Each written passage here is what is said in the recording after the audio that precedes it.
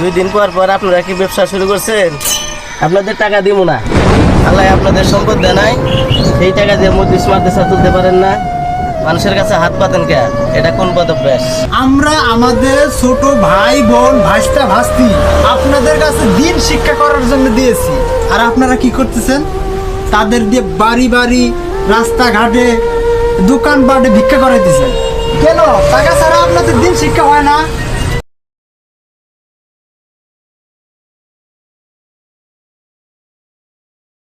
মাওলা জান্নাতে তার ঘরবাড়ি। মাশাআল্লাহ মাশাআল্লাহ সুবহানাল্লাহ। কাদিমা 1 কেজি মাদ্রাসার জন্য চাউল দান করেছে। আল্লাহ তুমি এই বাড়ির রহমত নাযিল। আনোয়ার এই বাড়িতে একটু ঢুকো। হ্যাঁ যাও। আসসালামু আলাইকুম। বাড়িতে কেউ আছে? বাড়ির সাথে কিছু দান করে। কেরা গো? কেরা গো? আসসালামু আলাইকুম। ওয়ালাইকুম আসসালাম। ভালো কি আছেন গো? ভাই? হ্যাঁ আছি ভালোই। কি গো? আমাদের হাফিজা মাদ্রাসায় কিছু গরিব মানুষ লেখাপড়া করে, তাদের জন্য কিছু দান করে। বাসায় তো কেউই নাই।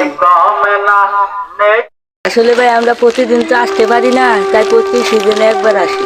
আপনাদের তো ধান কাটা শেষ, আমরা গরিব মানুষ মাদ্রাসায় পড়ি।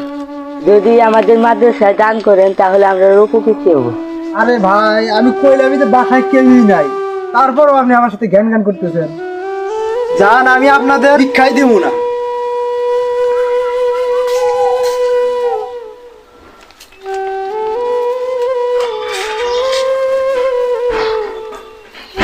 আনোয়ার দান করলো না কিছু?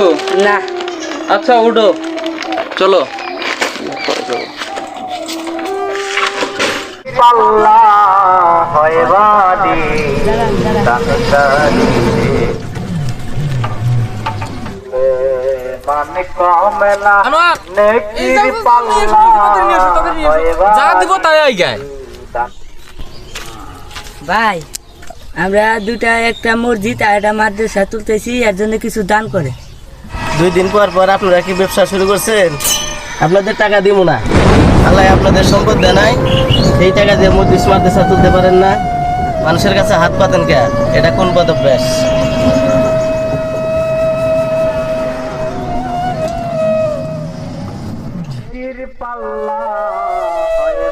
কয় টাকা দিছে? 10 টাকা। আলহামদুলিল্লাহ। মাওলা জান্নাত হুজুর, আমি রাস্তায় কালেকশন করতে পারবো না, অন্য কোথাও চলেন। কেন? রাস্তায় কালেকশন করলে সমস্যা কোথায়? কেন আপনি শুনেন নাই পটেলা কি বলে গেল? আপনি তারপরেও রাস্তায় কালেকশন করতে চাচ্ছেন? হ্যাঁ আমি রাস্তায় কালেকশন করব। পাশের লোক 2-1 কথা বলতেই পারে, তাই বলে তাদের কথা তো আর শোনা যাবে না। ঠিক আছে, আপনি রাস্তায় কালেকশন করেন, আমি এত অপমান হয়ে রাস্তায় কালেকশন করতে পারবো না। দাঁড়া দাঁড়া, এদিকে আয়, এদিকে আয়।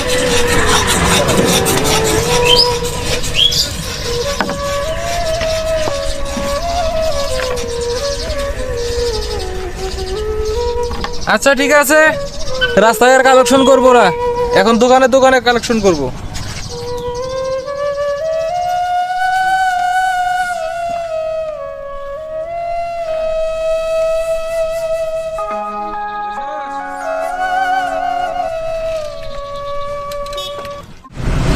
আসসালামু আলাইকুম।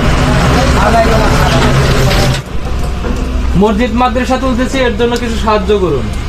আপনারা কত মসজিদ মাদ্রাসা তুলেন? যে কয়টা মসজিদ মাদ্রাসা আছে এতে কি হয় না আপনাদের?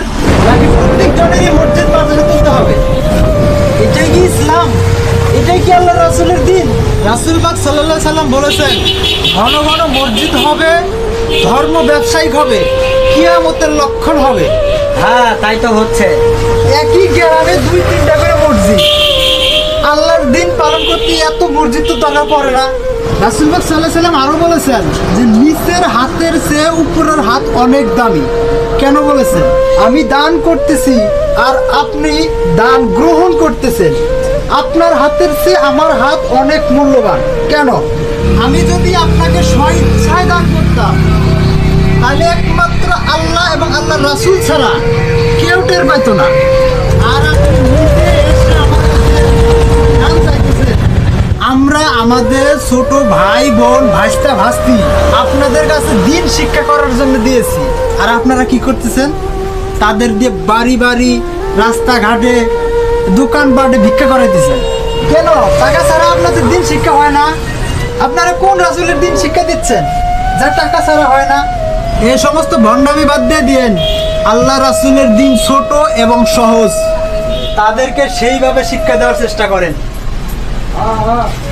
ধরেন টাকা। থাক ভাই, লাগবে না। আপনি আমাদের চোখ খুলে দিয়েছেন, আমরা অন্ধের মধ্যে ছিলাম ভাই। আপনার কথাগুলো বাস্তবের সাথে মিল আছে।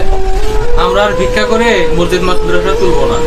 যদি পারি ভাই, আল্লাহর সম্পদ দিয়ে আল্লাহর ঘর তোলার চেষ্টা করব ইনশাআল্লাহ। থাকেন ভাই, আসসালামু আলাইকুম। চলো।